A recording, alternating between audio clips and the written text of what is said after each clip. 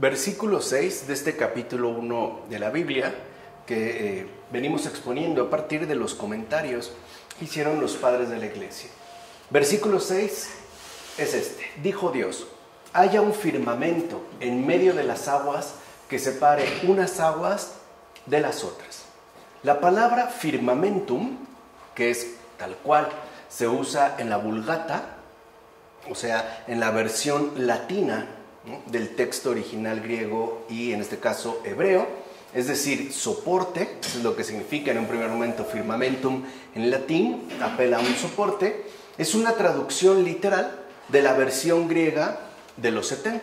O sea, cuando en la Vulgata se traduce firmamentum, ¿no?, se está traduciendo a partir de esta versión griega conocida como versión de los 70. Sin embargo, con esta traducción, o sea, con firmamentum, ¿no?, se pierde un matiz importante, precisamente porque no logra captar ese sentido profundo que sí posee, en este caso, el hebreo. En hebreo, el término utilizado, ¿no?, se refiere a algo alisado a martillazos, y es interesante tenerlo en cuenta. O sea, cuando en el Génesis, en el versículo 6, ¿no?, se habla de el firmamento, ¿no?, el término en hebreo se refiere a algo, pues, que ha sido alisado a martillazos. Por ejemplo, una placa de oro que es colocada sobre una escultura de madera.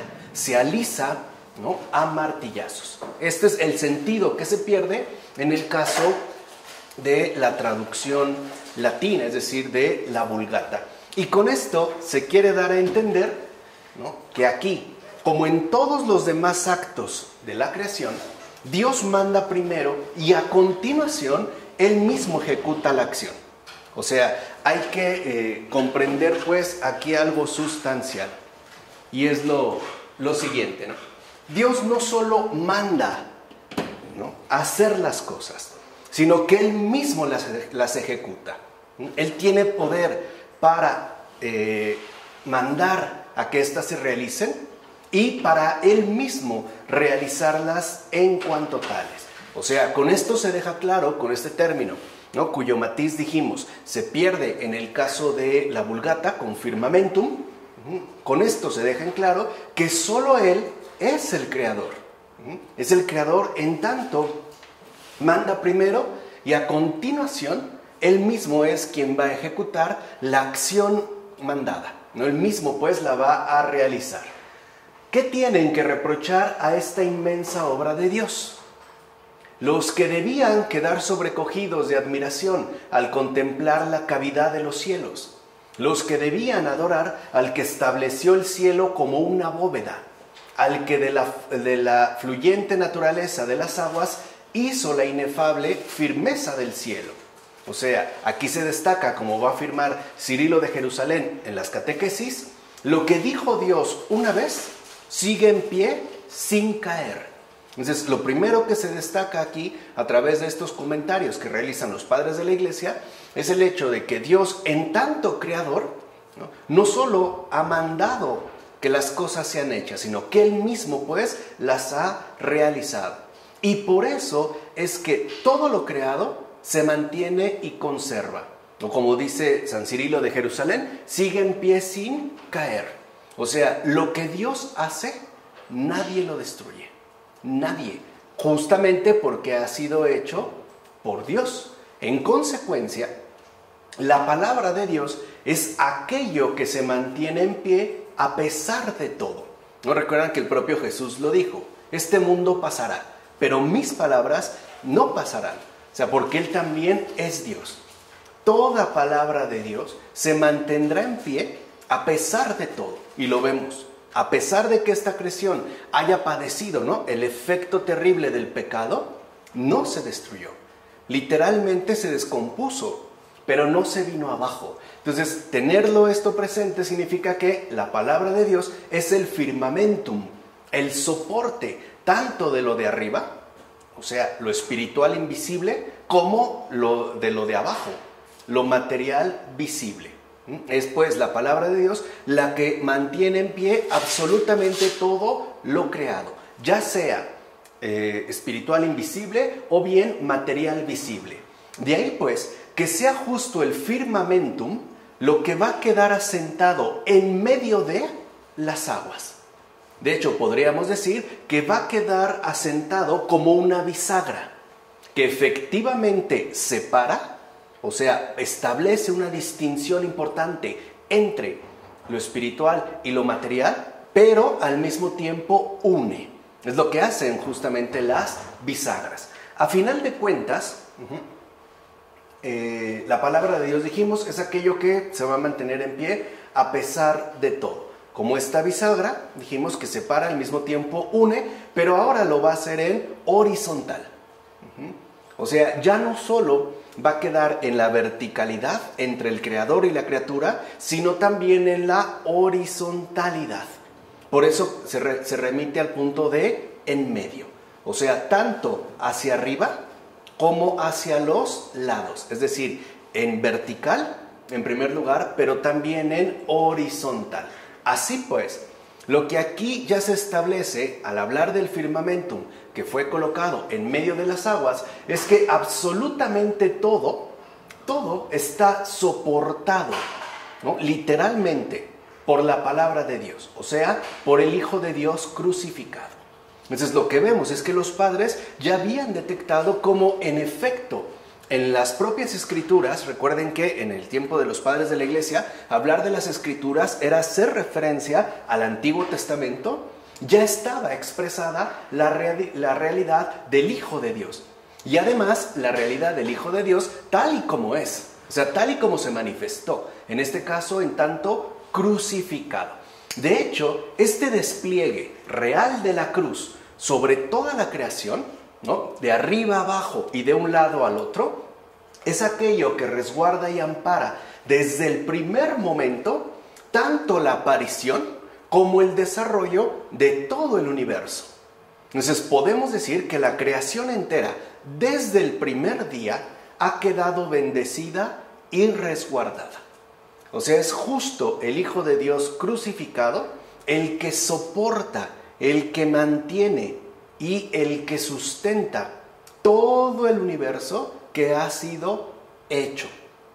Él es pues el verdadero trasfondo de todo lo existente. Y es por él que todo, incluido nosotros, evidentemente, se mantiene en pie. Entonces vemos cómo al mencionar en este versículo 6, ¿no?, donde dice Dios, haya un firmamento, ¿no?, que separe unas aguas de las otras, que quede colocado en medio, de lo que se está hablando es de la cruz de Cristo. O sea, del Hijo de Dios crucificado, que en tanto palabra está justo al fondo, al principio, en la raíz de todo, absolutamente todo lo creado. Así pasamos al versículo 7. Dios hizo el firmamento y separó las aguas de debajo del firmamento de las aguas de encima del firmamento. Y así fue. Para empezar, el firmamento es aquello, y además lo único, ya explicamos por qué, que separa las cosas visibles e invisibles. Es lo único que realmente establece una distinción y por tanto un orden perfecto entre ambas. Es pues este firmamento lo que aporta orden, entiéndase en este caso logos, y sabemos que logos es Cristo, ¿no? Es el verbo, lo que se traduce por verbo, a lo aún por hacer. Entonces fíjense, antes de que las cosas sean hechas, aquí todavía no ha empezado, no ha aparecido, digamos, nada como tal, concreto, ni árboles, ni animales, ni etcétera. Ya está precisamente este logos aportando el orden necesario a todo lo que aún está por hacerse.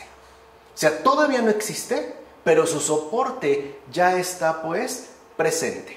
Esto es en un primer momento. De hecho, el haber separado las aguas de tal modo que unas estuviesen sobre el firmamento y las otras debajo de él, puesto que decíamos que aquella primera materia de la que fueron hechas todas las cosas fue llamada también agua, significa que la materia corporal de las cosas visibles fue separada por medio de estas palabras. O sea, Dios no lleva a cabo una especie de obra confusa, sino que está perfectamente bien definida en todas y cada una de sus partes, de aquella incorpórea de las cosas invisibles en el firmamento del cielo, como dice Agustín en Del Génesis contra los maniqueos. Entonces, cuando se hablan de estas aguas, se está hablando justamente, ¿se acuerdan que había hablado de esta informidad inicial? Que va a establecer una distinción, es decir, un orden, de acuerdo a Logos, entre la materia visible, o sea, lo que nosotros propiamente llamaríamos material, y esa otra realidad, igualmente podríamos llamarle materia, pero incorpórea, o sea, la que correspondería a las cosas invisibles. Por ejemplo, a los ángeles. Los ángeles, ¿no?, lo mismo que los demonios, no tienen ni un gramo de materia. Recuerden que son espíritus puros y por eso se mantienen en un orden distinto al que nosotros pertenecemos. Aunque puede haber puntos de comunicación, no por ello están ciertamente confundidos. ¿Vamos? Así pues, en aquel agua parece estar significada la que sobrellevaba el Espíritu de Dios. Y por lo tanto, debemos entender que ella era la misma materia del mundo, de tal modo que la inferior, o sea, de esta misma materia, las aguas que quedaron por debajo, correspondiera a la materia corporal y la superior a la espiritual, ya que se halla separada al estar el firmamento interpuesto. Es decir, al estar colocado esta especie de bisagra que las mantiene separadas, pero juntas, es decir, unidas por él. ¿A qué le suena esto? Por cierto, esto lo menciona Agustín en Del Génesis a la letra.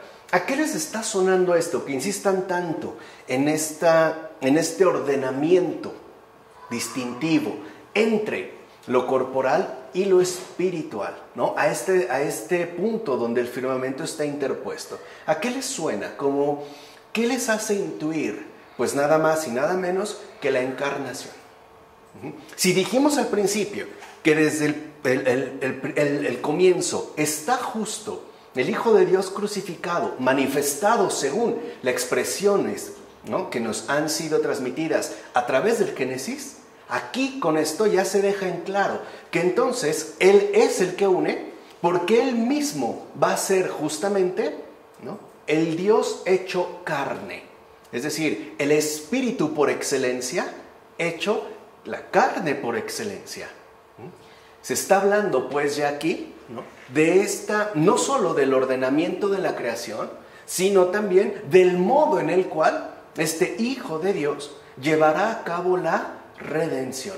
Estos son los misterios que los padres justamente han detectado y que además nos han ciertamente compartido. Si uno lee el Génesis a la ligera, no ve esto. Incluso pasaría completamente desapercibido, ¿vale? Entonces lo que vemos, ¿no?, es esto último, que es muy importante. Si la palabra de Dios es el soporte de todo, o sea, el firmamentum, entonces la creación entera gira en torno, está basada en la encarnación desde el principio. O sea, vean de qué manera tan hermosa, en el versículo 7 del Génesis, que por cierto, recuerden que el 7, ¿no?, en el caso bíblico, expresa perfección, plenitud, como los 7 días de la semana, ¿no?, que el Señor ha empleado, y por lo tanto perfección, acabamiento, significa que entonces la creación entera alcanza su verdadera plenificación en la encarnación de la palabra de Dios. Es decir, en la encarnación de Jesús. Y esto desde el principio, lo cual ya nos deja en claro una de las grandes afirmaciones que los padres han hecho y que, si recuerdan, Pavel Florensky nos explicó muy bien. Antes de la creación está la redención. Y aquí está la muestra. Todavía no hay nada creado como tal y la redención ya está establecida. Por eso es que hubo creación. ¿Entiendes? O sea, eso es lo que nos daba la garantía total para poder existir. Pasara lo que pasara. ¿Se entiende? O sea, no quiere decir que era obligatorio caer, pero ya había un resguardo y por eso Dios sigue adelante con su obra como si nada. porque ya posee este soporte inquebrantable, este fundamento insuperable. ¿Vamos?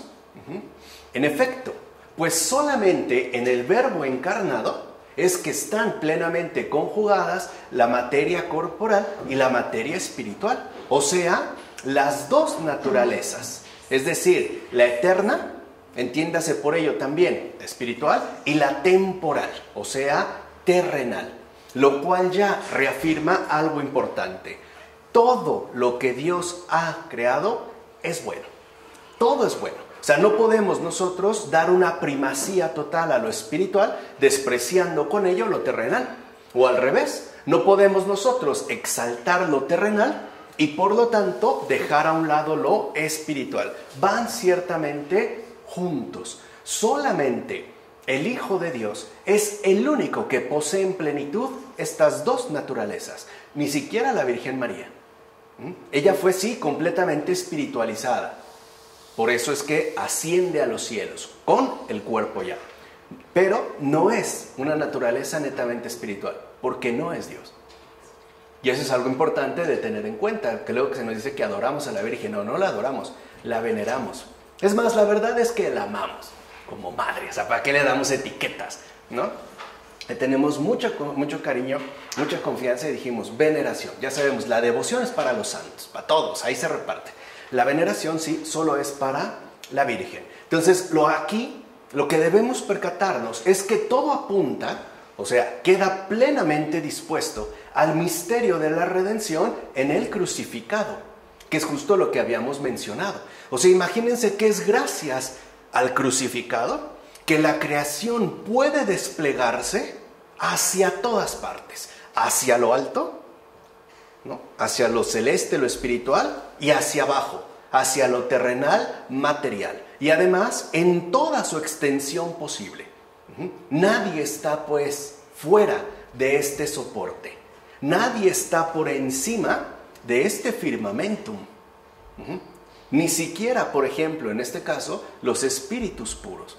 Porque el espíritu puro, por excelencia, es Jesús. Y aun cuando un espíritu puro, en este caso un demonio, ¿no?, quiera alardear de ser puro espíritu, Dios le calla la boca con su propia materialidad asumida, es decir, con su propia encarnación. Entonces, por eso entendamos como el firmamentum, no lo pensemos como el cielo que vemos por encima, ¿no?, bajo esta concepción física, en términos de ciencia física, a la que nos hemos habituado, sino como el soporte al que nadie puede superar ni sobrepasar, ¿no? De tal forma que entonces los padres de la iglesia se dieron cuenta muy pronto, incluso me atrevo a decir muy rápido, que la redención es justo lo que está antes de la creación. Ahora bien, a propósito de la separación de las aguas, nos quedan unas palabras contra los escritores que con pretexto de pensamientos sublimes, por cierto que todavía sigue, ¿no?, abundando, se han refugiado en alegorías diciendo que las aguas expresan simbólicamente las potencias espirituales e incorporales. Arriba, es decir, encima del firmamento, han entonces permanecido las mejores. Y abajo, en torno a la tierra y en los lugares materiales, permanecen entonces las perversas. ¿De qué escritores está hablando ahorita, verán, este padre de la iglesia? De los gnósticos, que justo establecían esta separación entre la excelencia espiritual que quedó por arriba, y vean cómo afirman por arriba del firmamento, cuando vimos que eso es imposible, y los seres materiales, incluidos nosotros, que hemos quedado literalmente a ras de tierra, o sea, aprisionados en el ámbito de lo material. Por eso, según ellos, según estos escritores de pensamientos sublimes, las aguas que están por encima de los cielos alaban a Dios, a saber, las potencias buenas que por la pureza de su inteligencia son dignas de ofrecer la alabanza justa al Creador. Por el contrario, las aguas, entiéndase, ¿no?, la materia material, ¿no?, por utilizar esta expresión, solo para que se entienda, que están debajo de los cielos, son espíritus malos. O sea, aquellos que de su elevación natural cayeron en las profundidades del mal, que es una de las líneas de la gnosis. La materia está mal. O sea, el mundo material que vemos, las aguas de abajo son malas, porque han caído de su elevación inicialmente dada.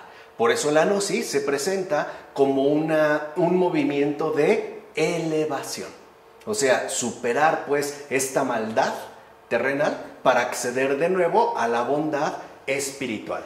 Entonces, las profundidades del mal, dado que son turbulentas, sediciosas y agitadas por el tumulto de las pasiones, reciben por tanto el nombre de mar, precisamente por su inestabilidad e inconstancia de los movimientos de su libre albedrío. No nos dejemos engañar. Rechacemos más bien estas explicaciones como sueños y cuentos de tontos, como dijo San Basilio de Cesarea en sus homilías sobre el Hexámeron. Y con toda razón.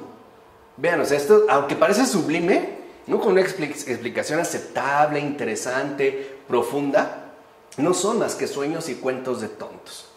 De hecho, la verdad, yo cambié la palabra porque él había dicho de imbéciles, ¿no? Bueno, la suavicé un poquito, pues se entiende, ¿no? Al final era algo peyorativo. Bueno, y con toda razón, ya que tales interpretaciones dejan de lado la verdad, es decir, el hecho de que la materia corporal no es maligna, precisamente por estar dispuesta desde el principio para la encarnación.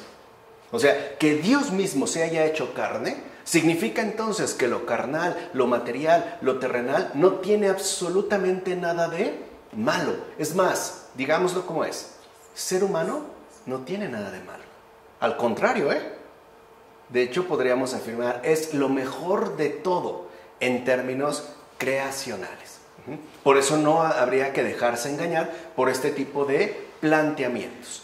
Ahora bien, ¿por qué lo que por naturaleza corresponde al agua, como es seguir la pendiente, lo remite el texto sagrado al mandato del Creador? Porque mientras el agua se encuentra en una superficie plana, está inmóvil, no teniendo dónde deslizarse. Pero tan pronto como encuentra una pendiente, enseguida se inicia el movimiento y así sucesivamente. Y así siempre que se pone en marcha el que precede, sobreviene otro que le empuja.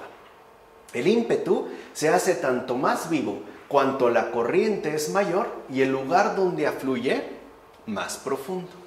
Así pues, si esta es la condición natural del agua, sería superfluo el mandato que les ordena reunirse en un solo lugar.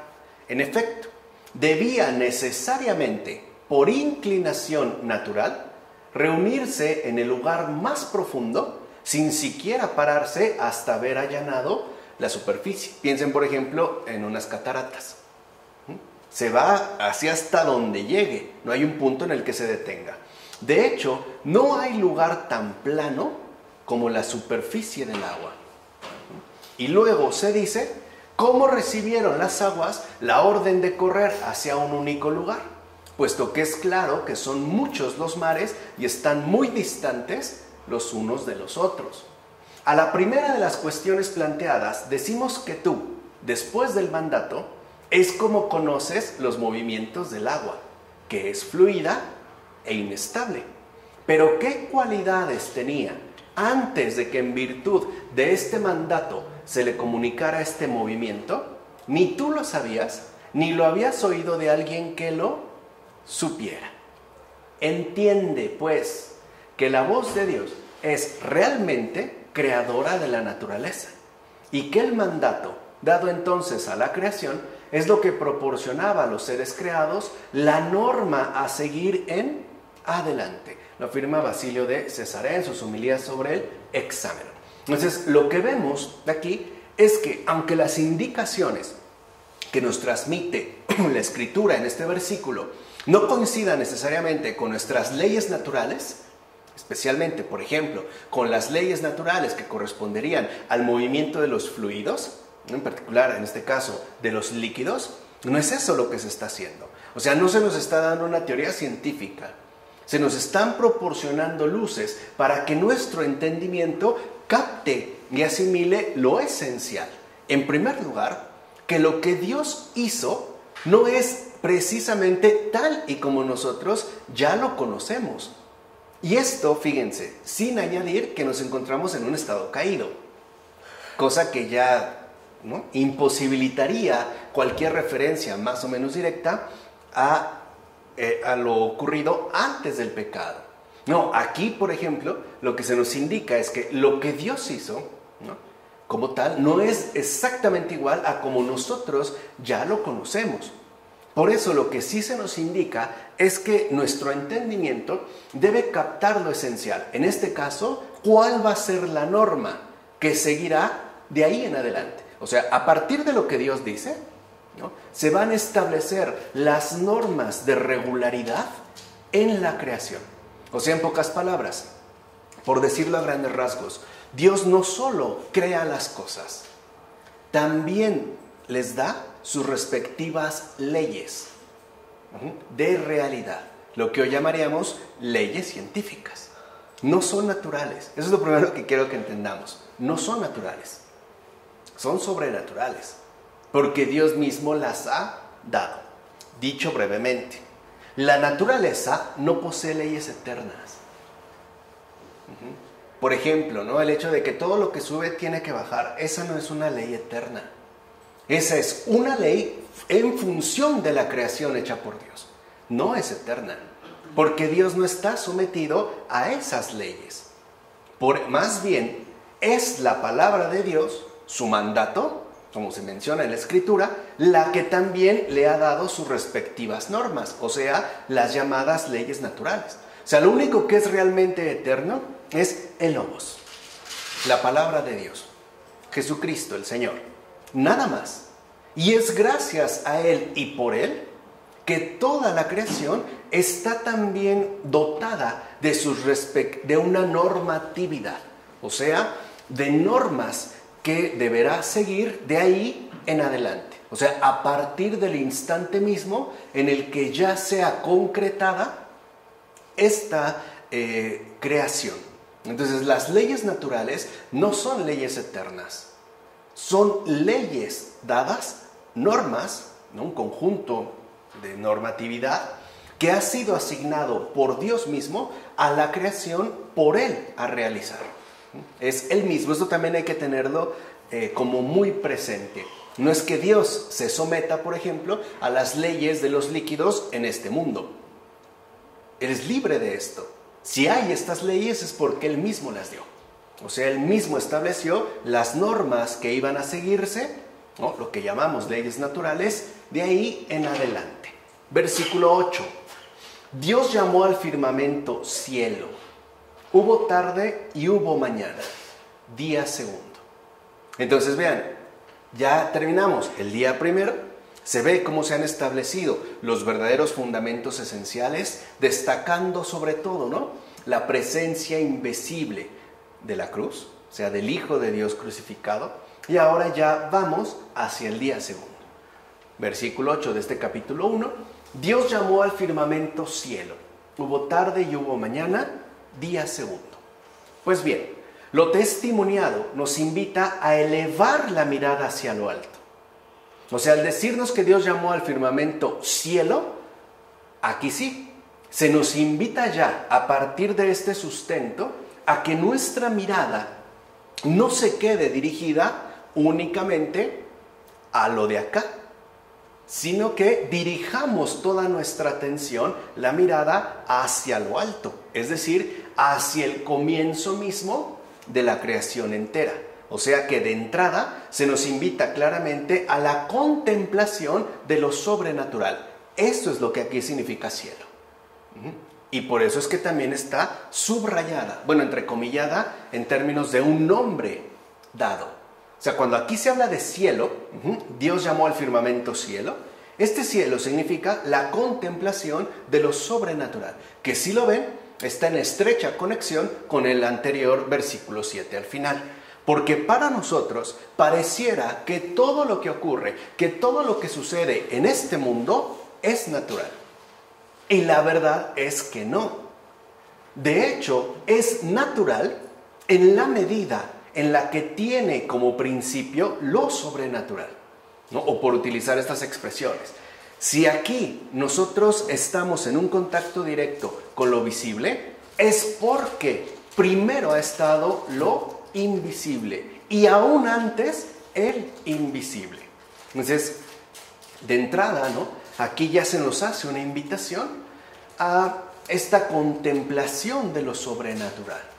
Por ejemplo, que no solo nos quedemos con esta serie de normas que rigen para la creación, sino en el autor incluso de estas mismas normas.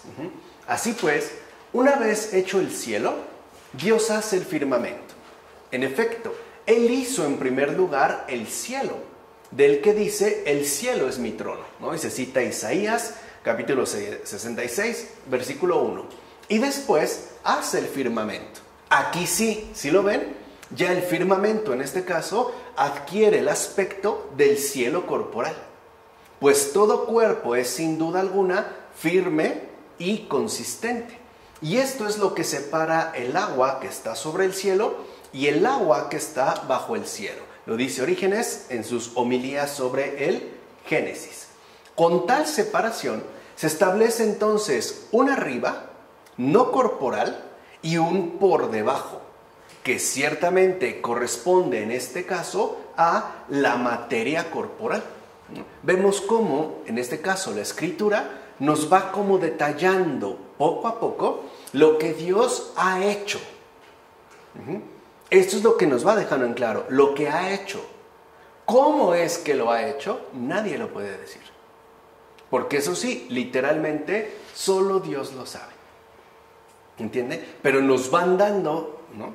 En este caso, cada vez más luces para entender qué es lo que se está relatando. De hecho, por razón de haberse llamado al firmamento cielo, no es un absurdo entender que todo lo que está debajo del cielo etéreo, por eso entendían el cielo no material, en el que todas las cosas están sosegadas y estables, es más, ¿no?, disoluble y mudable. Hubo pues quienes creyeron que estas aguas visibles y frías envolvían por completo a la superficie del cielo y en consecuencia también a esta clase de materia corporal, formada antes de recibir distinción y especie, se la llamó firmamento, como afirma Agustín en Del Génesis a la letra. Aquí podemos decir que de hecho están también los padres, ¿no?, comentando las cosmovisiones dominantes de aquel entonces. Muchos suponían que debajo, más bien por encima del firmamento, esta especie de cúpula, había una suerte como de aguas inmóviles que estaban completamente sosegadas. Entonces, dentro de estos discursos, aun cuando ya se haya descubierto que no necesariamente es así, repito, no se están dando clases de cosmología. Al menos no en el sentido moderno, que solo parece atenerse a los hechos, sino al sentido que posee esto que se está mencionando. Pasamos así al versículo 9 y 10. Dijo Dios, que se reúnan las aguas de debajo del cielo en su solo lugar, y aparezca lo seco. Y así fue. Llamó Dios a lo seco tierra, y a la reunión de aguas la llamó mares, y vio Dios que era bueno. Entonces, fíjense, a partir de aquí, o sea, a partir del versículo 9, todo empieza ya a adquirir orden y características distintivas. O sea, a partir de aquí, la informidad empieza a adquirir formas específicas. La creación ya empieza a adquirir sus rasgos distintivos. Y esto, ¿no?, se expresa a través de la palabra reunión. Cuando dicen reunión es tanto como adquisición de una forma distintiva. De hecho, adquisición de múltiples formas distintivas que, de fondo, son lo que conforman a la creación entera. Ciertamente se dice una reunión, pero es claro que las aguas no se congregaron en un único lugar, ya que después de esto se dice, y a la reunión de aguas la llamó mares. Esta última palabra significa que lo que tienen en común los mares es haberse alejado de la tierra. O sea, literalmente sería su definición. El mar sería lo alejado de la tierra. Entonces se congregaron las aguas en sus reuniones y apareció lo seco, ¿no? Lo menciona Juan Damasceno en su exposición de la fe. Entonces, de entrada, todo parece adquirir un mayor nivel de comprensión y captación. Si lo ven, ¿no? A partir de este versículo, como que ya nosotros, ¿no? Se nos permite tener como una mayor claridad al respecto de lo que está de hecho sucediendo. O sea, ya se nos concede un mayor nivel de comprensión y captación, precisamente porque se trata ya de estas realidades materialmente visibles a las que de hecho tenemos, por así decirlo, contacto directo. Aquí sí. O sea, aquí ya se empieza a hablar de las realidades materiales visibles, ¿no? Con las que nosotros tenemos contacto, incluso un contacto inmediato. Ahora bien, cuando se dice reúnanse las aguas que están debajo del cielo en un solo lugar, se dice para que aquella materia corporal se forme en el ser y figura que tienen estas aguas visibles, ya que la operación de reunir las aguas en un solo lugar es la misma formación de estas aguas que palpamos y vemos, precisamente porque toda forma tiene que reducirse a una norma de unidad. Aquí está el punto importante. Cuando el Señor dice reúnanse, ¿no? Al hablar de reunión, se nos está diciendo de qué manera, ¿no? Toda forma, al ya darse bajo estas condiciones materiales, visibles, palpables, también tiene que quedar justamente, ¿no? Constituida en una norma de unidad. No es pues un caos, sino que toda forma, por ejemplo, cuando hablamos mar, ¿no? Y nosotros intentamos hacer un pequeño juego de intelección, podríamos decir que son millones de gotitas reunidas, ¿no? Incluso hablamos de mares, pero en general el mar es uno, lo veremos más adelante.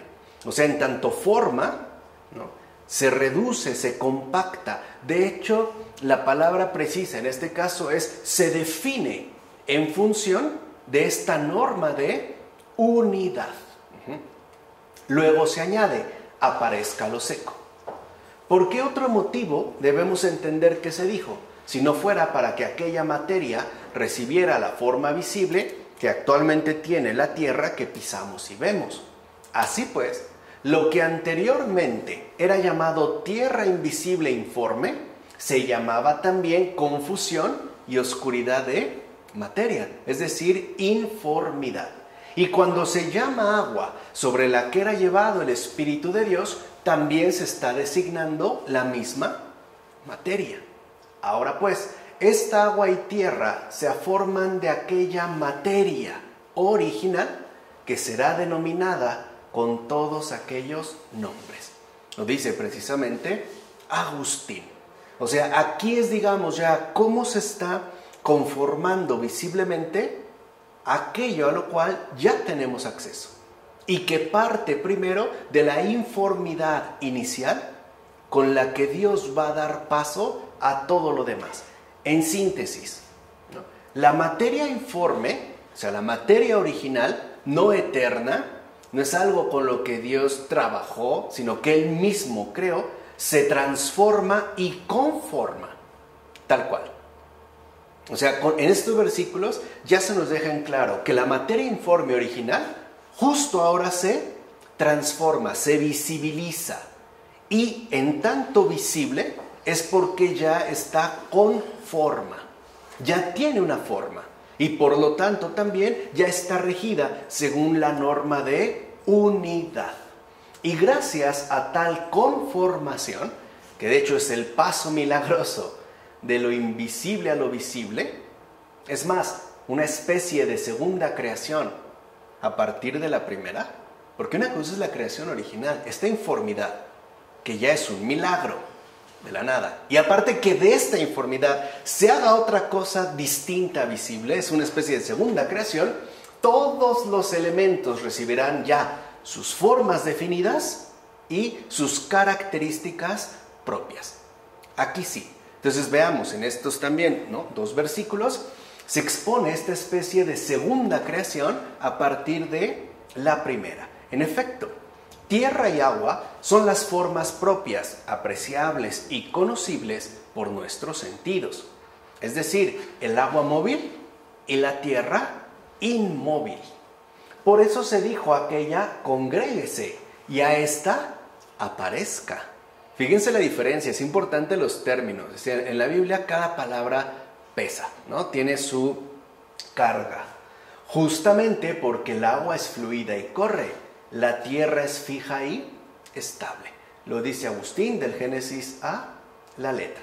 Así pues, queda claro que la génesis del agua y de la tierra visibles poseen entonces modos de concreción diferenciada. O sea, Dios no hace una creación ni genérica, ni caótica, ni confusa. Eso es lo que ya en estos versículos se nos deja en claro. Dios no ha hecho ahí, ¿no?, algo genérico, sin definición, caótico, confuso, etc. No, lo ha hecho perfectamente bien definido en todos y cada uno de sus respectivos detalles. Por eso, el agua visible que ya captamos es congregada. En cambio, la tierra no es también congregada, porque en realidad no se trata de lo mismo. Son cosas ciertamente diferentes. La tierra solamente se le da la indicación de aparecer. ¿Viste, querido amigo, cómo Dios, por decirlo de algún modo, destapó la tierra, que era invisible y sin forma, y estaba cubierta por las aguas como si de velo se tratara? Y nos mostró incluso su rostro, una vez que le hubo puesto un nombre adecuado. Lo dice San Juan Crisóstomo en sus homilías sobre el Génesis. Imagínense una especie de mago que hace un truco, pero sin engaño. Que ahora sí, ¿no?, ya le quitó el velo y nos permite ver de qué manera justo, ¿no?, está realizando su obra. Entonces Dios mismo nos desvela lo que ha creado a través de su nombre. O sea, el propio nombre indica el modo de creación que Dios empleó para eso en concreto. O sea, no es como crea así y ya está todo. No, si lo vemos, no es así. Sino que Dios va obrando justo poco a poco, no en sentido temporal, en sentido, digamos, de detalles, de definición. No es como de un plumazo. Esto es, digamos, como en cámara lenta, ¿no?, como para ir tratando de captar estos momentos de creación. Y al conjunto de las aguas dice, llamó mares. He aquí que también las aguas recibieron su nombre. De la misma forma que cuando un buen artesano se dispone con su arte a crear alguna cosa, no asigna primero un nombre a lo que realiza, sino hasta completarlo. Así también el bondadoso Señor no fija en primer lugar el nombre de los elementos, sino hasta haberlos colocado, de acuerdo con su mandato, en el lugar que les corresponde.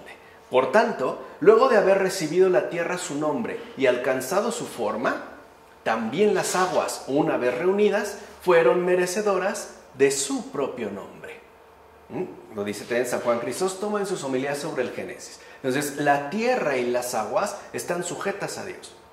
Son pues por Él, ya que su ser, o sea, lo que realmente son, proviene de su nombramiento. Al nombrarlas, al darles nombre, Dios le otorga ser lo que son en este nombramiento. Y no, esto es importante tenerlo en cuenta, no son en sí mismos en tanto elementos.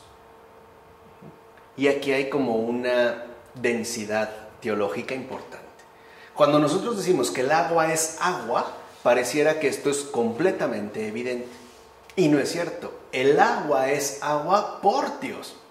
Su ser, agua, definida, concreta, real, etc., este ser, ¿no?, proviene del nombramiento que Dios le otorgó. No tienen pues consistencia en sí mismos, ni por sí mismos. Son pues, en todo caso, ¿no?, son seres que al haber sido nombrados por Dios, son lo que son. ¿Vale? Por otra parte, tal realidad de creación desvelada también posee su respectiva carga simbólica. Y esto en la Biblia es muy frecuente. O sea, no todo es literal. También tiene un sentido no literal. Porque si nos separamos también de nosotros las aguas que están bajo el cielo, porque si no separamos también de nosotros las aguas que están bajo el cielo, esto es, los pecados y vicios inestables de nuestro cuerpo, no podrá aparecer nuestra aridez, sequedad, ni podremos tener la seguridad de avanzar hacia la luz, el cielo. Ahora bien, del mismo modo que esto seco, una vez separado del agua, no permanece por más tiempo seco, sino que toma el nombre de tierra. Si se dan cuenta en la escritura, primero se habló de lo seco y después ya se le llamó tierra, ¿no es lo mismo? Así también nuestros cuerpos, si se produce tal separación, no seguirán siendo sequedad, sino que se llamarán tierra y por tanto podrán ya llevar desde entonces fruto para Dios. Lo dice Orígenes en sus homilías sobre el Génesis. Entonces, si lo ven, en este caso la Escritura nos está relatando, ¿no?, estos momentos creacionales, pero también nos está dando lecciones importantes, evidentemente en sentido espiritual. O sea, si nosotros pues no también separamos, ¿no?, en nosotros la inestabilidad a la que nos conducen nuestros pecados, quedamos secos. En cambio, si nosotros renunciamos a nuestros pecados, no permanecemos secos, sino que nos convertimos en tierra. Y si por algo se va a distinguir la tierra, es por su fertilidad. Así pues, si nosotros renunciamos al pecado y optamos enteramente por Dios, seremos tierra. Y por lo tanto, podremos llevar en nosotros mismos, ¿no?, o más bien, podremos finalmente convertirnos en fruto para Dios. Porque para eso, ciertamente también, hemos sido creados. No para andar por cuenta propia, sino que nuestra vida está también ordenada a Dios. Convertirnos, pues, finalmente en fruto para Dios. Entonces, repitámoslo también, esto es importante. Nuestros cuerpos están llamados en principio y a pesar de todo a ser tierra. Y por ende, frutos para Dios, o sea, suelo fértil para la gracia divina. A nosotros se nos ha dado un cuerpo en tanto suelo fértil para poder recibir la gracia divina. El modelo por excelencia de esta fertilidad es Santa María Virgen. Ahí se ve un suelo absolutamente fértil para la gracia divina, ¿no? Tan fértil que hasta se encarnó el Hijo de Dios. Entonces hay que ver cómo el cuerpo no está de ninguna manera reñido con la vocación celestial que nos pertenece, ¿no? Al contrario, también es importante para nosotros en tanto tierra, o sea, suelo fértil para la gracia divina. Quiere decir que nosotros estamos llamados a recibir la gracia de Dios en cuerpo y alma, o sea, en toda nuestra persona.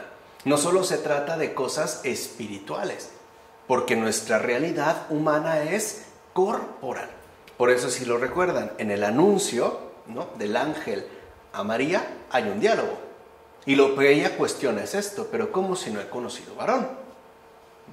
O sea, ¿cómo si no he estado con ningún hombre en términos sexuales? O sea, en pocas palabras, soy virgen. ¿Cómo va a ser esto? ¿Por qué? Porque ella reconoce su propia realidad humana. No obstante, ¿no?, su apertura es tal que incluso su cuerpo es una tierra absolutamente fértil para que Dios haga en ella lo que quiera y además como lo quiera, ¿no? Es más, la pregunta de la Virgen es, ¿cómo será esto? Y la explicación, si le podemos llamar explicación, que le da el ángel, ¿no? La sombra del Altísimo, está peor, ¿no?, que lo que al principio le había mencionado. O sea, en términos, vamos, directos, ¿no? Y María consciente. No hay ningún problema para realizar esta obra. Ahora bien, cómo llegó a hacer cada cosa es algo que debemos eliminar de nuestro discurso. ¿Cómo es que llegó específicamente, ¿no?, a hacer cada cosa lo que es? ¿No? Debemos eliminarlo de nuestro discurso. En efecto, ni siquiera en aquellas cosas que están próximas a nuestro modo de conocer y por tanto, por tener de ellas una percepción sensible, es posible al discurso especulativo alcanzar el conocimiento de cómo llegó a tener consistencia lo que aparece, al punto de que de hecho se piensa que esto ni siquiera es accesible a los hombres santos inspirados por Dios. Pues como dice el apóstol, más bien sabemos por fe que los siglos han sido hechos por la palabra de Dios, de forma que se entiende que incluso las cosas que se ven han sido hechas de lo que no se ve. O sea, si lo vemos desde el principio, o sea, desde el propio libro del Génesis, se nos hace ya una invitación a la experiencia de fe. Porque si por algo se caracteriza la fe, es por esa confianza puesta en lo que no vemos. No en la certeza de lo que vemos, sino en la confianza, ¿no?, de lo que no vemos. Y en especial al que no vemos, la confianza dada al que no vemos. Así pues, pienso que no habría dicho esto si se estimase que se pudiese llegar al conocimiento de estas cuestiones por medio de raciocinios, ¿no? Se menciona en la carta a los Hebreos, capítulo 11, versículo 3. En consecuencia, conforme al ejemplo del apóstol, pasemos por alto la cuestión de cómo ha sido hecha cada una de las cosas que existen y digamos únicamente que la decisión de la voluntad divina, cuando quiere, se torna realización. Y que de esta forma su querer se plasmó inmediatamente en naturaleza. Lo dice, ¿no?, Gregorio de Nisa en su diálogo sobre el alma y la resurrección. Entonces, con ello vemos que no es que se nos quiera mantener en la ausencia de intelección, en la ignorancia. No, se nos quiere ejercitar ya desde el principio en la experiencia de fe. ¿Por qué? Porque Dios es invisible, de tal forma que así nosotros nos dirijamos a lo verdaderamente esencial. Es decir, saber que Dios lo hizo, primero porque quiso, porque puede, porque quiere y porque su propia voluntad se torna realización inmediata. De tal forma que no hay una manera de verlo, por así decirlo, gradualmente en su respectiva realización. Dios dijo, se hizo. No podemos tener pues esta representación imaginativa, por ejemplo, cuando nos hablan de la evolución, que comience por ahí, ¿no?, algo, un ser unicelular que empieza bla, bla, bla, bla, bla, hasta llegar a acá. No. Así, de hecho, por eso hay tantos problemas. Porque no entendemos cómo una cosa llegó a ser otra absolutamente diferente e incluso completamente distinta. Entonces, aquí hay que entender cómo se da a partir de que Dios dijo y se hizo. Hay, de hecho, como dice Gregorio de Nisa, hay una plasmación inmediata. No es que fuera surgiendo gradualmente, es que surge en tanto decisión divina. O sea que la naturaleza misma posee un fondo de realización, o sea, una base de gestación para nada natural. Por eso les decía, ni siquiera la naturaleza es algo natural. Hoy que hablamos tanto de que queremos natural, ¿no?, la naturaleza y esta especie de madre naturaleza y no sé qué, no, ni siquiera la naturaleza es natural. Y por eso, justamente por eso, es que la propia naturaleza existe y subsiste a lo largo de los siglos. no es eterna. De hecho, realmente no es eterna. Es justo porque está sustentada en lo sobrenatural, o sea, en Dios mismo, es que ésta subsiste. De otra manera, dejaría de ser inmediatamente. De hecho, la propia naturaleza es misterio. Y eso es algo que en gran medida quizá también hemos perdido de vista en los últimos tiempos. A partir quizá, sobre todo con insistencia, de este positivismo, ¿no?, aguerrido que tomó fuerza desde el pasado siglo XIX. O sea, pensar que todo es natural y que todo se reduce a un proceso natural y que tiene que ser explicado en base a cuestiones naturales o argumentos naturales, ¿no? Con ello se omite lo esencial. O sea que la propia naturaleza, lo que vemos, etcétera, es obra de Dios. O sea, hablar de naturaleza es hablar de la plasmación directa de su propio querer, de su divino querer. O sea, ¿qué es la naturaleza? La plasmación inmediata de la voluntad de Dios. De tal forma que entonces, al hablar de naturaleza, no debemos de dejar a un lado la contemplación. O, por decirlo ya como es, lo que vemos, y repito, todo lo que vemos depende de lo que no vemos. Por eso es que se ha dado esta distinción, pero con conjugación, ¿no? Este sustento de unificación. Así pues, llegamos ya a los versículos 11 a 13. Veamos qué se dice aquí.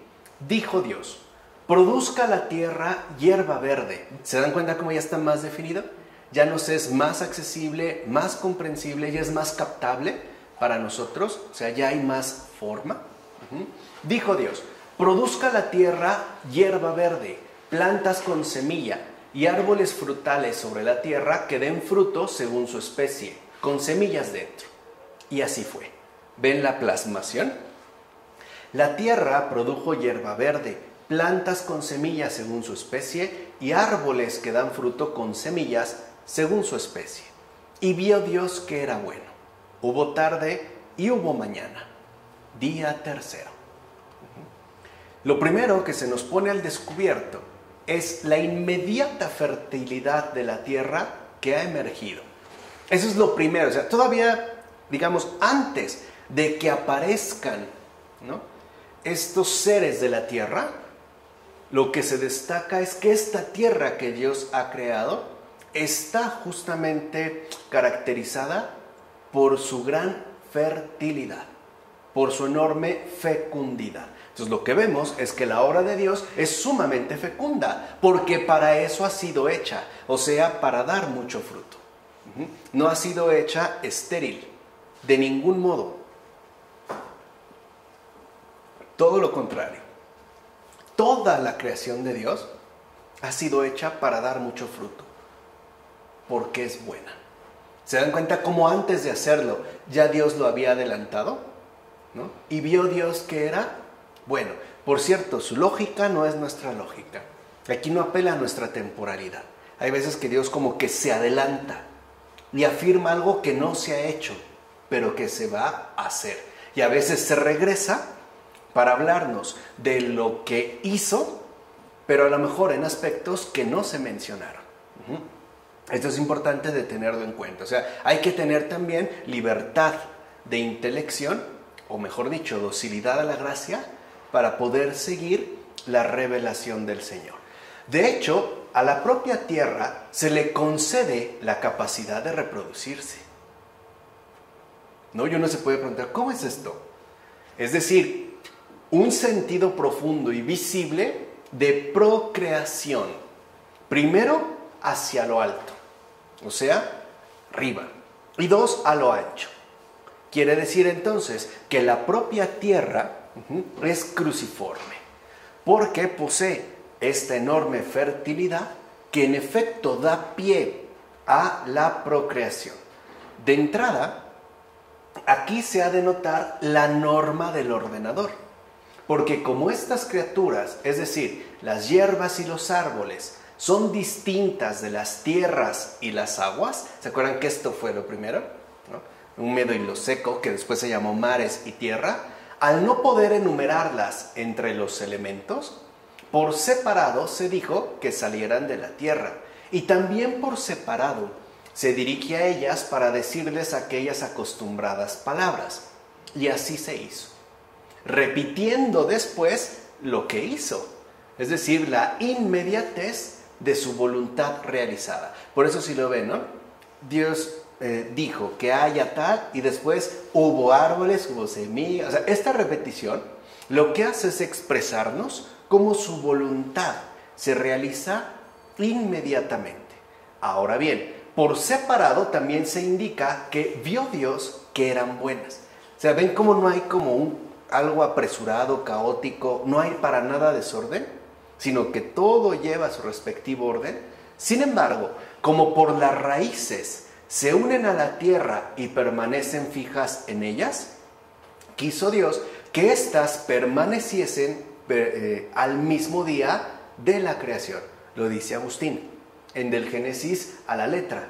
Así pues, la hierba verde es eso mismo que es lo otro, ¿no? Esta gran expresión filosófica de Michel Henry, ya que su centro de realidad, de hecho nosotros, ¿no?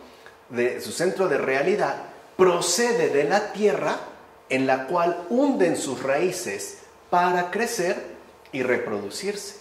Entonces, ¿qué es lo que vemos en este punto? Y es algo que hay que meditar. Que la hierba verde es unión ya de lo visible con lo invisible. De hecho, nosotros vemos la hierba crecida, pero no vemos cómo es que crece. Ni siquiera vemos, por ejemplo, en principio, cómo es que en realidad sus raíces se desarrollan para crecer y también para reproducirse. Claro, hoy en día me pueden hablar de que la hidroponía ya no se requiere tierra, o la llamada aeroponía. Es cierto, pero no olvidemos que la primera hierba vino de la tierra, aun cuando después se quiera reproducir por medios hidropónicos, es decir, sin tierra, con agua. Esta hierba original viene de la tierra. Entonces, cuando vemos nosotros, en la Biblia en este caso se habla de la hierba verde, ya estamos hablando de esta conformación concreta de lo visible con lo invisible. ¿Vamos? A continuación, es decir, después de haberse reposado la tierra, quitando además el peso del agua, recibió la orden de que primeramente germinara la hierba, después los árboles. Fíjense, esto es importante.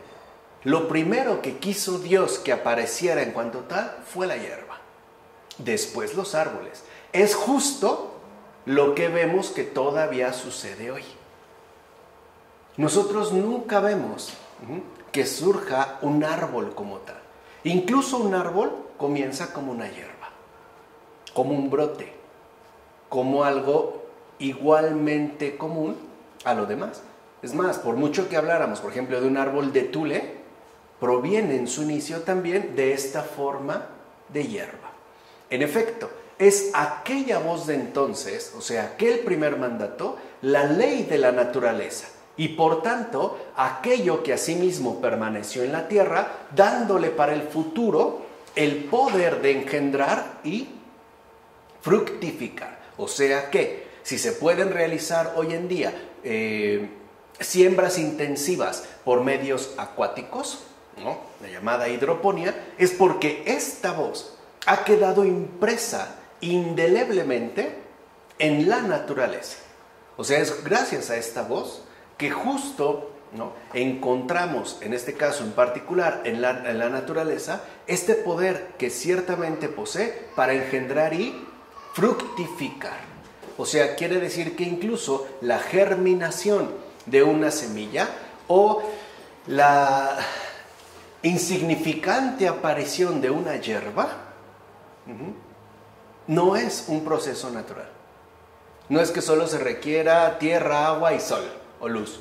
No es cierto.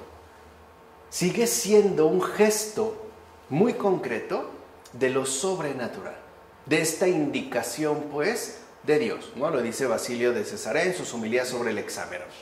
Queda claro entonces que solamente la palabra de Dios es lo que permite a toda la naturaleza ser en verdad fecunda en términos de engendración y fructificación.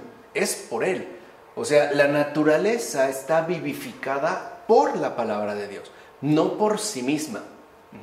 Hoy pensamos nosotros que si utilizamos, por ejemplo, buenos fertilizantes, haremos crecer más la hierba. Y sí sucede, pero no es por los fertilizantes.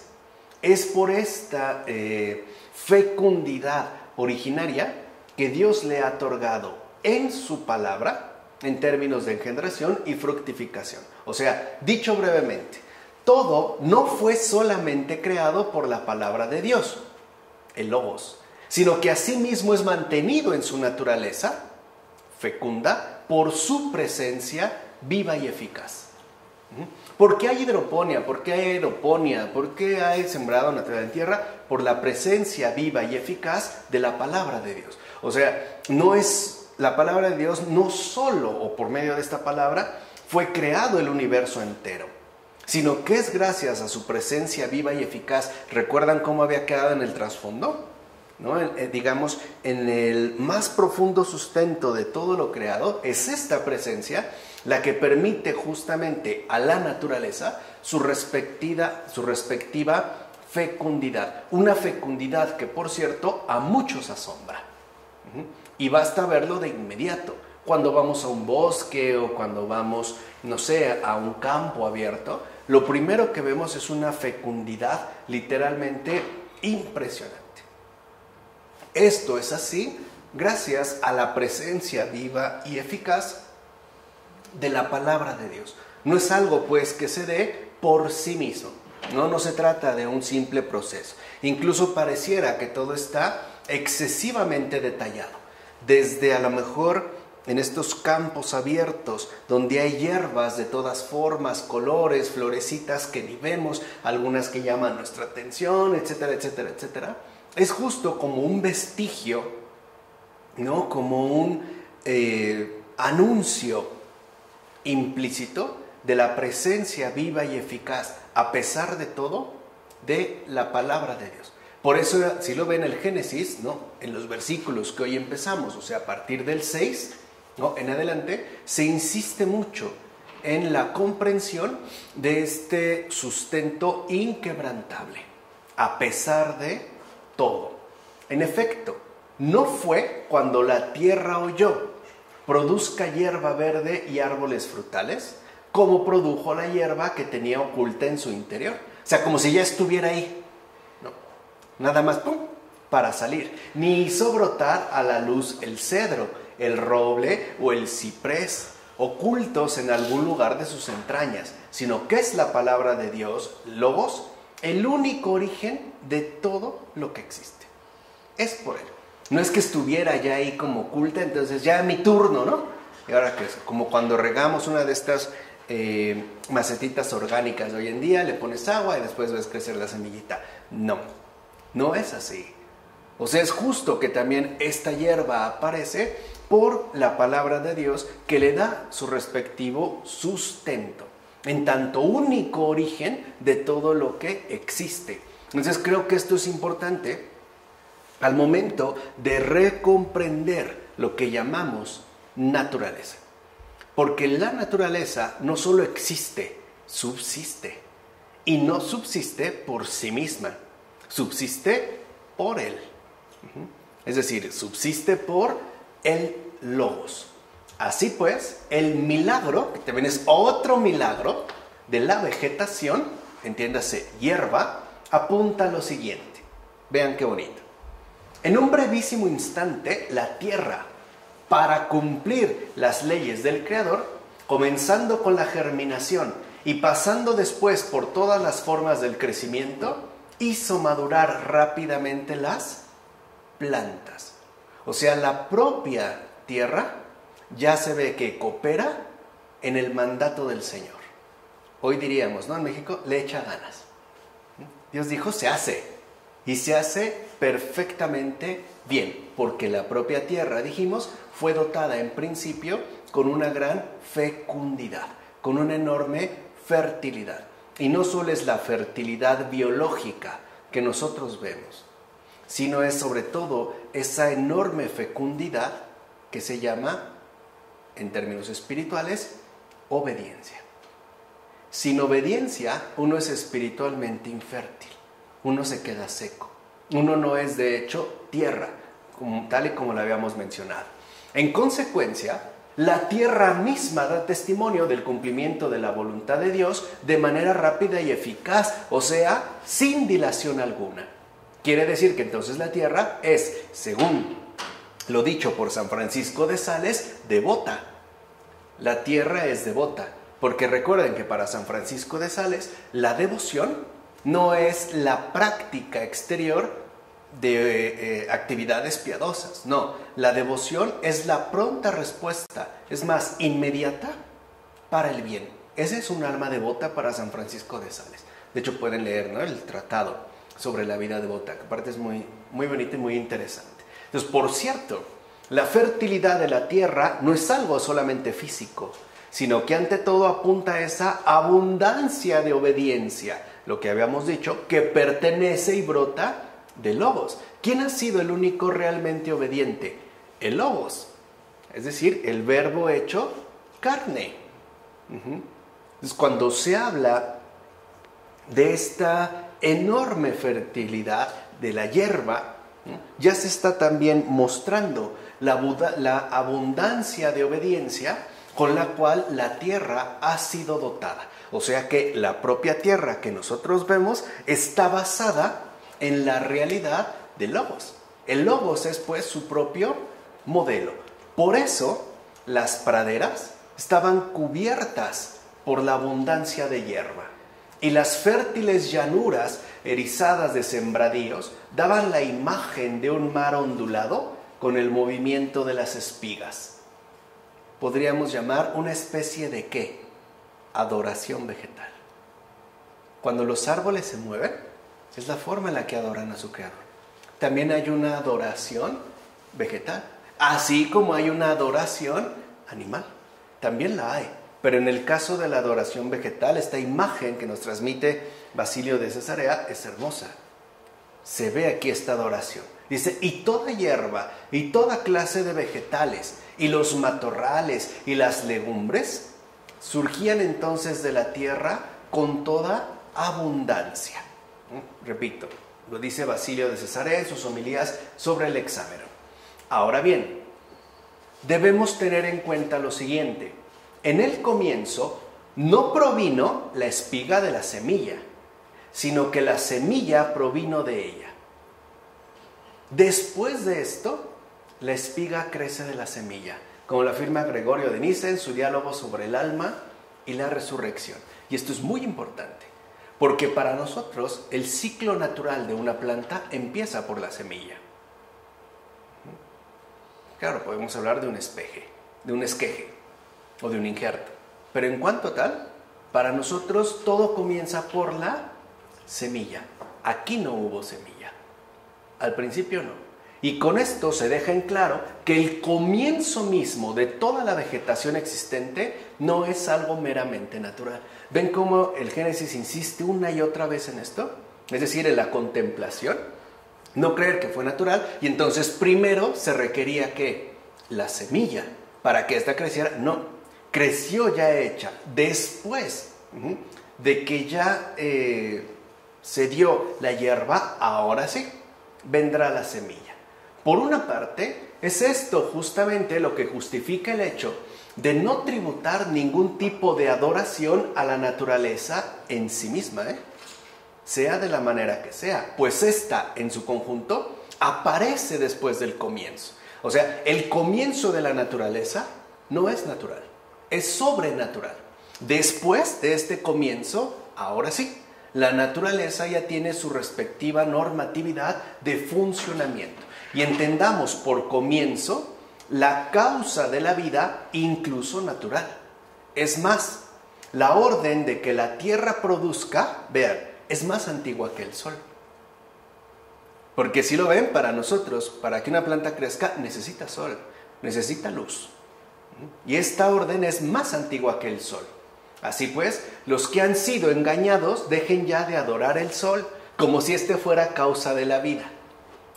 Incluso en las culturas prehispánicas, ¿no? El sol es el orden. Pues no, porque aquí ya había vida, vegetación, y ni siquiera había sol como tal. Es justo para que nos quede clara esta dimensión sobrenatural. Lo afirma Basilio de Cesarea en sus homilías sobre el Hexámeron. Entonces, no olvidemos, pues, que la única causa de la vida es solamente Dios. Ni el agua, ni el sol, ni el aire, ni el alimento, ni nada. Ni la medicina, ni la ciencia, ni la bioingeniería tecnológica, nada. O sea, la única causa, por eso se nos está dando, ¿no? En este relato, el orden real de las cosas es solamente Dios, no los elementos naturales. Ninguno de ellos, ninguno. Por este motivo, va a decir San Juan Crisóstomo en sus homilías sobre el Génesis, te muestra la Escritura todo acabado antes de la creación de o sea, el sol, a fin de que no le atribuyas a él la producción de las cosechas, sino al Creador de todas las cosas. Entonces, si lo ven, para nosotros la naturaleza está ya hipernaturalizada, cuando en realidad no es así. O sea, en principio la naturaleza no es algo netamente natural. Aquí vemos cómo el Génesis nos dice, Dios hizo brotar la hierba en abundancia, ¿no? La hierba, es decir, la vegetación y árboles frutales, y cuando no se ha creado el sol. Es más, no es casual que se hable de árboles frutales, porque si conocemos mínimamente de los procesos de agricultura, sabemos que toda planta, árbol, que conlleva fruto, por ejemplo, tomates, berenjenas, chiles, por no hablar ya de las frutas en cuanto tal, melones, papayas, sandías, son excesivamente consumidoras de luz solar. De hecho, si hay poca luz o si reciben poca exposición al sol, no dan el fruto. Pueden quizá desarrollar la vegetación, pero no van a dar el fruto. Necesitan amplios, periodos de luz solar. Entonces, que aquí haya, es justo lo que se enfatiza, como esto ha sido obra, de Dios, no del sol, porque este ni siquiera existía. Entonces, del sol, tan adorado en la antigüedad, recordémoslo, los egipcios, en general en las culturas antiguas, no procede la producción de las cosas que nacen, sino que esto únicamente corresponde a la acción vivificante de Dios, o sea, a la presencia eficaz del Hijo de Dios, de su palabra, es decir, de la palabra viva. ¿Queda claro lo que hemos querido enfatizar?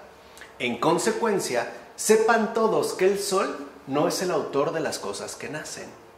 En esos momentos, hoy todavía, pero en estos momentos se aseguraba que era el sol el autor de la vida. O sea que sin sol no hay vida. Y sí, si tú estás, por ejemplo, siembras unas semillas en un ambiente completamente nublado, oscuro, no crece. Pueden hacer, pero ahí le muere. Se le atribuye al sol. Dice, ¿cómo el sol suministra a las plantas los medios para vivir cuando ellas han surgido por la acción vivificante de Dios? Antes de que el sol siquiera interviniese para suministrar estos medios de vida. El sol es incluso más joven que las hierbas, más joven que el heno. Fíjense qué bonita expresión, ¿no? Lo dice San Ambrosio. Es impresionante, ¿no? Este Ambrosio. En los 6 días de la creación. Por otra parte, esta acción vivificante de Dios asimismo adelanta ya en Génesis algo en verdad sobresaliente. Y ya con estos versículos vamos a terminar la ocasión de hoy. El nacimiento virginal. Fíjense cómo también no solo está el Hijo, está la Madre con el Hijo. El nacimiento virginal. Pues siempre que Dios quiere llevar a cabo entre los seres humanos alguna cosa maravillosa, la da a entender de antemano. Precisamente para que cuando llegue el momento de la verdad, no caigan en la incredulidad. Lo dice el gran San Juan Crisóstomo. Es decir, así como podemos dudar de que cómo es posible que la Virgen concibiera sin varón, lo mismo podríamos decir, ¿cómo es posible que hubiera hierba y vegetación abundante y flores, árboles frutales sin sol? Para eso. Entonces veamos cómo en estos versículos justo, ¿no?, ya se apunta esta acción vivificante en términos de lo que realmente va a acontecer. O sea, siempre, siempre, por favor, ¿no?, al leer la Biblia, siempre a la luz de la redención. O sea, a la luz de Cristo, a la luz de la verdad, el nacimiento virginal. ¿Vale? Si esto sucedió con la hierba, ¿cómo no iba a suceder con la Virgen? Si esto, que es más simple, se da, ¿cómo no va a suceder también con la Virgen? En efecto, la muy santa Madre de Dios, la Virgen Santísima, había de dar a luz. Pero ¿cómo podía dar a luz una virgen siendo esto en contra de las leyes de la naturaleza? Sin embargo, esto no fue ningún atentado, es decir, algo que fuera en contra del mismo orden natural, sino que por el contrario, es afín a la aparición inicial de la tierra. Porque como vimos, la fertilidad, en cuanto tal, asignada a la tierra, no es algo natural, es algo que viene de lo sobrenatural. Y se añade, en efecto, ¿cómo fue posible que la tierra, siendo virgen, concibiera y asimismo engendrara? O sea, sin la participación del sol, el varón. Porque no existía aún la azada, ni la tierra tenía surcos, ni había labrador que la cultivara, ni había caído lluvia, ni había crecido en ella ni hierba ni semilla, y ni siquiera la había alegrado el rocío, ni la había calentado el sol. Respóndeme pues, ¿cómo siendo virgen engendró la tierra tan variados géneros de hierba? Pues bien, del mismo modo, respecto a la Virgen, debemos aprender que quien lo hace es Dios. Eso es lo que aquí se nos deja claro, desde el principio. Lo dice Juan Crisóstomo en su discurso acerca del bienaventurado Abraham. Así pues, lo verdaderamente importante es tener muy en claro al creador de la naturaleza y ver cómo las obras que ha realizado, por ejemplo, el nacimiento virginal de su hijo, no es contra natura, es fiel al principio establecido. De hecho, no tendría que resultarnos tan sorprendente si es que hemos entendido cómo es que en este día brotó la hierba. Dijo Dios, germine la tierra. Y de inmediato aquella palabra penetró en las entrañas de la tierra. ¿Ven cómo es estar pensando como la Virgen? En la tierra. Y las fecundó y las incitó al parto y así dio a luz la que era virgen. Lo dice San Juan Crisóstomo en este mismo discurso. Así pues, desde el principio se figura, o sea, se adelanta ya la verdad de la realidad del nacimiento virginal del Salvador. Entonces dijimos, así como ya se presentó versículos antes, ¿no?, la luz del Señor, de hecho del Señor crucificado, y de ahí pasamos a la encarnación. ¿Se acuerdan que era como el medio? Ahora ya se concreta que esta encarnación involucra precisamente también a la Virgen, es decir, a su madre, en un paralelismo establecido en relación a la tierra. Por cierto, algo interesante que vale la pena mencionar aquí es lo siguiente. Aunque la hierba había sido creada hacia un momento, aparentaba ya tener unos meses. Lo mismo los árboles. Aunque hacía un día, fíjense, un día que acababan de germinar, estaban completos y con frutos que colgaban de sus ramas como si tuvieran ya años. Y en efecto, hay algunos árboles que tardan años. Por ejemplo, los espárragos. Si uno hace germinar un espárrago, a partir de las llamadas garras, ¿no?, por lo menos pasarán 2 años para tener uno. Por lo menos. Y eso hay que podarlo para que después se extienda. De tal manera que podrían pasar hasta 5 o 6 años para una cosecha de unos 4 o 5 espárragos. Y en su elevación. Bueno, la hierba que se requería para servir de comida para los animales, que habían de crearse 2 días después, ya estaba preparada. Y el grano que habría de servir de comida a la casa de Adán, la cual habría de ser expulsada del paraíso 4 días después, estaba ya listo. ¿Se dan cuenta? Como por adelantado. Material y espiritual, es decir, simbólico, ¿no? Lo dice Efrén de Nícibe en su comentario sobre el Génesis. Vemos pues que Dios mismo se adelanta a la preparación del sustento de todo aquello que ha de ser llamado a existir. O sea, que Él es providente desde antes. Y por ende, Padre de toda la creación. No hay pues nada de orfandad. Todavía ni existíamos y ya estaba puesto todo. Todo. Ahora bien, si Dios mandó que naciese de la tierra hierba alimenticia y árboles frutales, ¿quién ordenó entonces el nacimiento de tantas hierbas espinosas y venenosas que no sirven de alimento y tanta variedad de árboles que no dan fruto? Fíjense cómo los padres son bien curiosos, ¿no? Si plantean preguntas, ¿qué le dice? ¿De dónde la sacó? ¿No? Pero este es justo su amor a la verdad. Dice, debemos decir que por el pecado del ser humano, la tierra fue maldita a fin de que produjese espinas, y no para que ella sintiese las penas, pues no tiene sentidos, sino para que colocase en todo momento ante los ojos humanos el crimen de su pecado, y por lo tanto urgiese al ser humano en todo tiempo, tanto a la aversión que debe tener al pecado, como al regreso del cumplimiento de los preceptos de Dios. O sea que incluso esto está planteado con un fin bueno, que nos ayudara pues, ¿no?, para volver a Dios. Así, las hierbas venenosas fueron creadas o para pena o para prueba de los mortales.